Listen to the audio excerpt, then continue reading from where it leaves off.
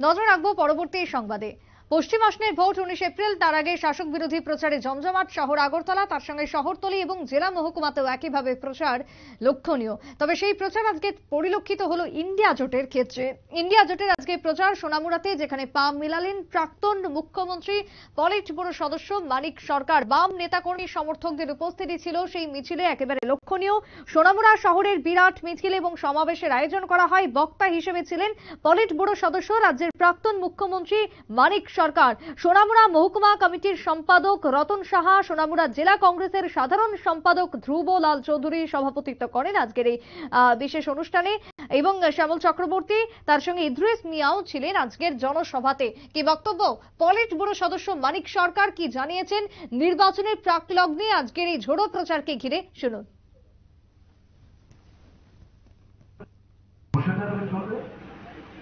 আপনি বসে থাকবেন আর সারা দেশের মানুষ যার লড়াই করে বিজেপিকে পরাস্ত করবে, তার সুযোগ আপনারা ঘরে বসে নেবেন। ত্রিপুরার মানুষের রাজনৈতিক চেতনা কি এরকম? এটা তো না। তাই এই জায়গায় দাঁড়িয়ে বরং প্রতিশোধ দেওয়ার জন্য, প্রতিরোধে দুর্যোগ গড়ে তুলে গত বিধানসভা আপনাদের সুনামগঞ্জ থেকে উপনির্বাচন যে ভোট দিতে পারলেন না, তা উষর করে নেবার যে সুযোগ আপনার সঙ্গে উপস্থিত হয়েছে, তা কাজে হবে না।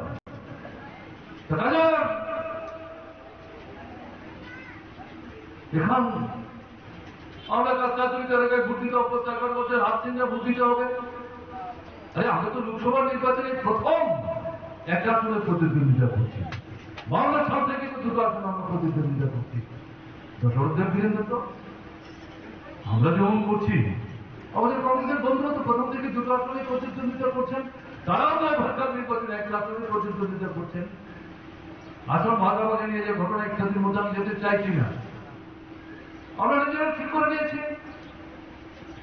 বিজেপিকে হারাতে গেলে পর ইন্ডিয়া ব্লকের বক্তব্য, বিজেপি বিরোধী যে ভোট, এই ভোটের বড় অংশকে একটা জায়গায় আনতে হবে।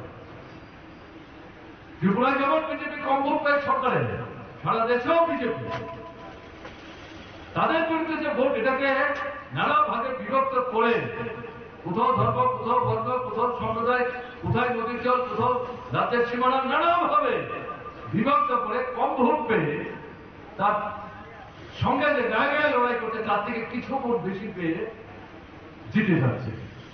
এটা প্রকৃতি অর্থে গণতান্ত্রিক পদ্ধতি, না আমরা এটাকে সমর্থন করি না। আমি উল্লেখ করছিলাম প্রাক্তন মুখ্যমন্ত্রীর বক্তব্য আপনারা শুনলেন। আজকের এই ভোট প্রচারকে ঘিরে বর্তমান সরকারের তীব্র সমালোচনা করলেন মানিক সরকার। অন্যদিকে তাদের আমলকার যে উন্নয়ন রয়েছে তার খতিয়ান তুলে ধরলেন পলিট ব্যুরো সদস্য মানিক সরকার আজকের নির্বাচনী প্রচারকে উপস্থিত থেকে। ছোট্ট একটা বিরতি নেব, ফিরে আসবো বিরতির পর, সঙ্গে থাকুন।